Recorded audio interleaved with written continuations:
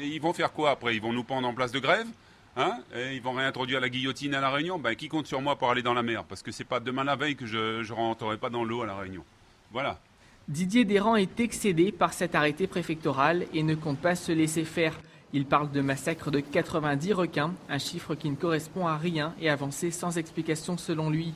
Les interdictions de baignade et d'activités nautiques ne sont pour le délégué de la Fondation Brigitte Bardot qu'un moyen pour les autorités de se protéger et répondre à la pression exercée par les surfeurs. L'État ouvre le plus grand possible le parapluie pour se couvrir lui.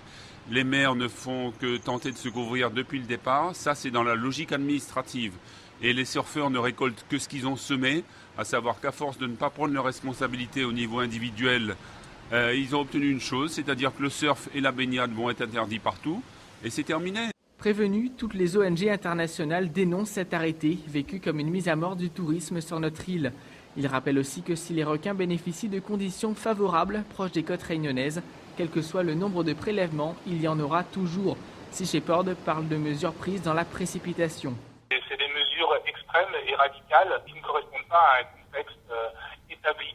On ne sait absolument pas où on va. 90 requins prélevés, on ignore tout de ces animaux, leur nombre, ce qu'on va faire exactement. C'est très inquiétant et très dommageable a priori pour l'environnement. Ces associations craignent qu'au-delà du 1er octobre, la situation ne redevienne comme à ce jour.